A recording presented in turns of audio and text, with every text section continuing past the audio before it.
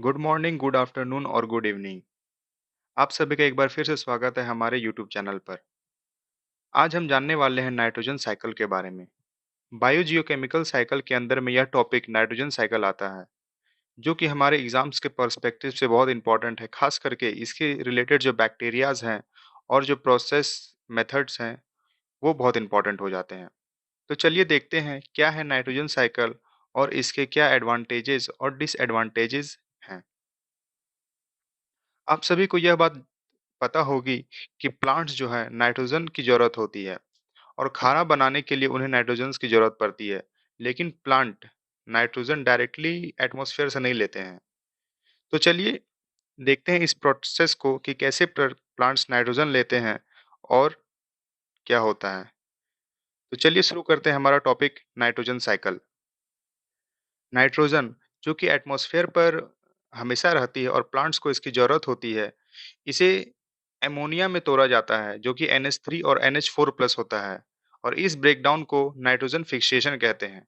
अब nitrogen fixation कुछ bacteria द्वारा की जाती है, जैसे क्लैस्टोरिडियम, राइजोबियम, नोस्टैक और एनाबेना।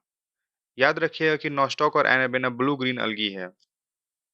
और इस अमोनिया को बाद में नाइट्राइट में तोड़ा जाता है और नाइट्राइट को नाइट्रेट में कन्वर्ट किया जाता है। इस प्रोसेस को नाइट्रिफिकेशन कहते हैं। ये प्रोसेस याद रखिए, जैसे नाइट्रोजन फिक्सेशन, नाइट्रिफिकेशन, एसिमिलेशन आगे आएँगे। तो देखिए, अब जो नाइट्रेट है उसे डायरेक्ट प्लांट कंज़्यूम करेगा और प्लांट को एनिमल खाएगा। एनिमल जब मर जाएगा, उसके डेड और डिकेइंग डिकेइंग सब्सटेंस को डेट्रिटस खाएँगे। अब देखिए जो अमोनिया है उस वो जो नाइट्रेट में कैसे कन्वर्ट होता है। अमोनिया को नाइट्रेट में कन्वर्ट करने के लिए बैक्टीरिया मदद करते हैं। मेनली 2 बैक्टीरिया को आपको नाम याद रखना है, जैसे नाइट्रोसोकोमोनास और नाइट्रोकोकस। और नाइट्राइट को नाइट्रेट में कन्वर्ट करने के लिए नाइट्रोबैक्टीरिया लगते हैं। और जो नाइट्रेट प्लांट लेता है उसे एसिमिलेशन प्रोसेस कहते हैं। जब डेट्रिटस डेड और डिकोइंग सब्सटेंस को खा लेते हैं और और उसके द्वारा एटमॉस्फेयर में अमोनिया रिलीज होती है और उस प्रोसेस को कहते हैं एमोनिफिकेशन। एमोनिफिकेशन में भी कुछ बैक्टीरिया हमारी मदद करते हैं, जैसे बैसिलियस वुल्गैरिस, बैसिलियस रोमासुस, बैसिलियस माइकोइड। और जो नाइट्रेट है वो एक्स्ट्रा नाइट्रेट जो कि प्लांट नहीं लेते, वो वापस डीनाइट्रिफिकेशन होकर नाइट्रोजन में बदल जाते हैं। और डीनाइट्रिफिकेशन कौन करता है? वो बैक्टीरिया है सुडोमोनास और थायोबाइसिलियस बैक्टीरिया। इस नाइट्रोजन साइकिल में याद रखिएगा, सिर्फ आपको ये 5 प्रोसेस और बैक्टीरिया के नाम याद रखने हैं, जो कि कई बार हमारे यूपीएससी और पीसीएस एग्जाम में पूछे जा चुके हैं। तो वो प्रोसेसेस क्या-क्या हैं देख लीजिए। पहले नाइट्रोजन फिक्सेशन होता है, फिर नाइट्रिफिकेशन होता है जो कि अमोनिया को नाइट्रेट में कन्वर्ट करता है।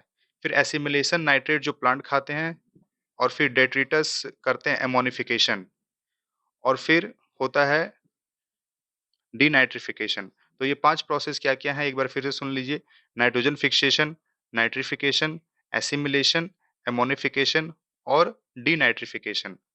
अब इनमें कुछ बैक्टीरियाज़ के नाम हैं जो कि सही में बहुत इम्पोर्टेंट है।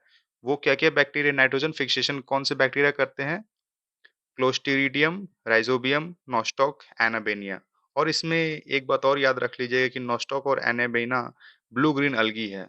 ब्लू ग्रीन अलगी यानी साइनोबैक्टीरिया, जो कि एक्वाटिक इकोसिस्टम में पाए जाते हैं।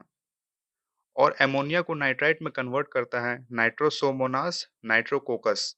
नाइट्राइट को नाइट्रेट में कन्वर्ट करता है नाइट्रोबैक्टीरिया।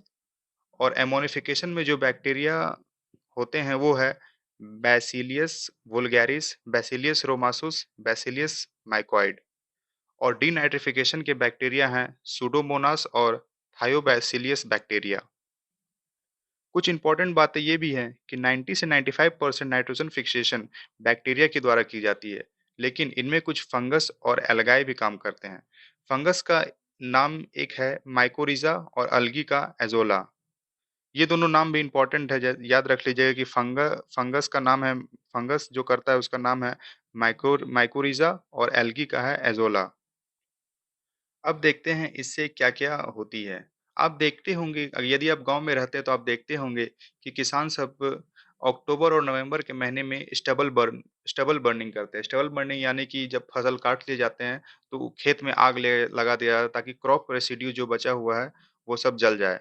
लेकिन इसके वजह से सॉइल की फर्टिलिटी तो डिक्रीज़ होती है, लेकिन जो गुड बैक्टीरिया होती है, जो नाइट्रेट को डीनाइट्रिफिकेशन करते हैं, जैसे सूडोमोनास और थायोबैसिलस बैक्टीरिया, वो भी मर जाते हैं। और इसके वजह से किसान द्वारा बहुत सारे पेस्टिसाइड्स का यूज़ करना पड़ता है।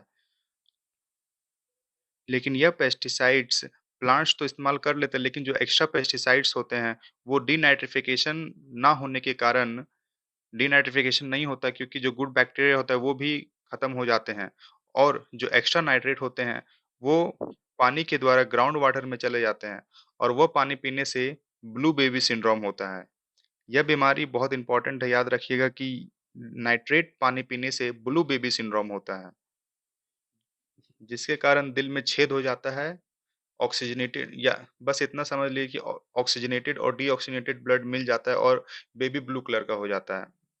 अब इसके बारे में डिटेल से कभी अलग वीडियो बना दूँगा, लेकिन इसमें बस इतना याद रखिएगा ब्लू बेबी सिंड्रोम में बस दिल में छेद हो जाता है, जो हार्ट में 4 चैम्बर होते हैं उसमें छेद हो जाता है और ऑक्सीजनेटेड और डीऑक्सीजनेटेड ब्लड ब्लड मिक्स मिल जाते हैं और बेबी हल्का-सा ब्लू कलर का हो जाता है, पूरा तो नहीं, हल्का-सा ब्लू कलर हो जाता है।